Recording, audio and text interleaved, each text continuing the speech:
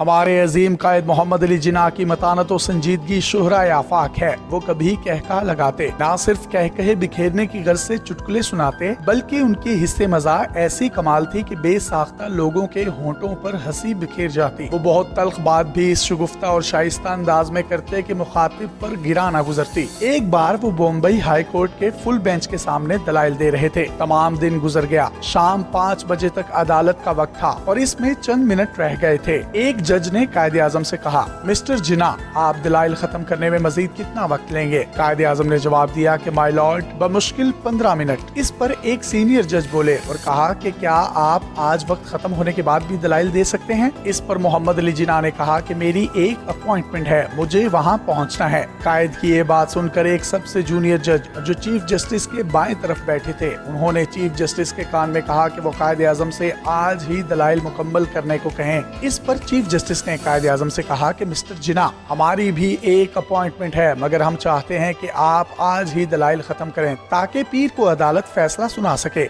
इस पर हमारे कायद ने बेबाक लहजे और बुलंद आवाज में कहा, माय लॉर्ड, मुझ में और आपकी लॉर्डशिप्स में यही फर्क है, मैं अपनी अपॉइंटमेंट्स की पासदारी करता हूँ। ये जवाब सुनकर अंग्रेज जजों के पहले से लाल चेहरे कुछ और लाल हो गए और अदालत बर्खास्त हो गई। कायदे आजम के मुवक्किल को खदशा था कि कायदे आजम का ये जवाब केस के नतीजे पर असरअंदाज होगा, लेकिन अगले रोज जज बहुत अच्छे मूड में अदालत में आए। 1936-37 की बात है। मोहम्मद अली जिन्ना कराची आए और चीफ कोर्ट ऑफ सिंध में पेश हुए। ये बहुत अहम केस था और हस्बे रिवायत वकला, सियासतदान और दीगर लोग इस अजीम शख्सियत को देखने और इसके दलाइल देने के अंदाज से सीखने के लिए बड़ी तादाद में कमरे अदालत में मौजूद थे। गर्ज एक हंगामा बरपा था। इससे कबल के मोअज़्ज़िज़ जज साहिबान इस हंगामे पर बरहम होते। कायदे आजम उन्हें मुखातिब करके बोले, माय लॉर्ड्स, ये मेरे मद्दा हैं, प्लीज बुरा मत माने। मैं उम्मीद करता हूँ कि आप मुझसे हसद भी नहीं करेंगे। कायदे आजम की ये बात सुनकर जजिस समेत अदालत में मौजूद हर शख्स के चेहरे पर मुस्कुराहट फैल गई। ये कहकर कायदे आजम वापस मुड़े और लोगों को खामोश करने के लिए अपना बायां हाथ ऊपर उठाया।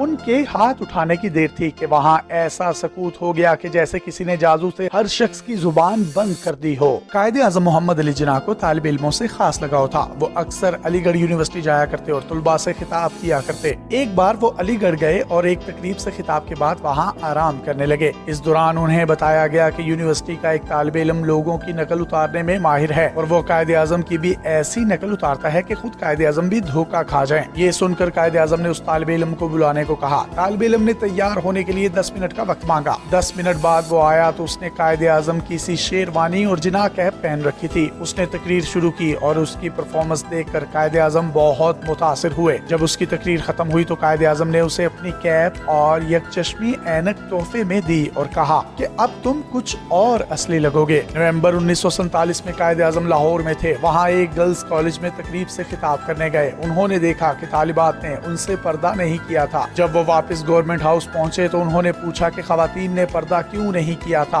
उस वक्त उनके पास फातिमा जिन्ना और लियाकत अली खान मौजूद थे। फातिमा जिन्ना ने जवाब दिया कि तालिबात ने आपको बूढ़ा आदमी समझा, इसलिए पर्दा नहीं किया। इस पर कायदे आजम ने बर्जिस्ता जवाब दिया, ये कोई मेरी तारीफ नहीं हुई। ये सुनकर लियाकत अली खान बोले कि उन्होंने पर्दा इसलिए नहीं किया कि वो आपको एक बाप की तरह समझती हैं। इस पर कायदे आजम ने कहा कि हाँ, ये माकूल बात है। कायदे आजम मोहम्मद अली जिन्ना के आला किरदार की गवाही उनके मुखालिफ भी दिया करते थे। इसी मुनासबत से एक वाकया है कि आप एक बार बॉम्बई में वाकया एक इंग्लिश क्लब में आराम करने गए। वहाँ आपने ताश खेली। आमतौर पर इस खेल में 2 मर्द और 2 खवातीन होती हैं और हार जाने पर कोई खातून मर्द को बोसे की पेशकश करती है। चुनाचे एक खातून ने हारने के बाद कायदे आजम को बोसे की पेशकश की तो वो बोले, माय लेडी, मैं अपने हक से दस्तबरदार होता हूँ। मैं किसी खातून को उस वक्त तक बोसा नहीं दे सकता जब तक मुझे उससे मोहब्बत ना हो। जुलाई 1948 में MAH असफानी कायदे आजम से मुलाकात करने ज़ियारत गए, जहां वो शदीद अलील थे। उन्होंने कायदे आजम से दरखास्त की कि अब वो मुकम्मल आराम करें क्योंकि उनकी जिंदगी सबसे कीमती है। इस पर कायदे आजम मुस्कुराए और कहा, माय बॉय, क्या मैं पाकिस्तान से 1948 तक ऐसे मौके आए जब मैं परेशान हुआ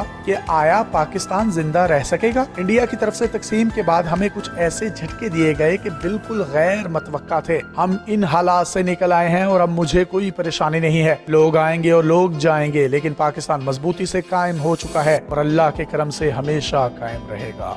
मजीद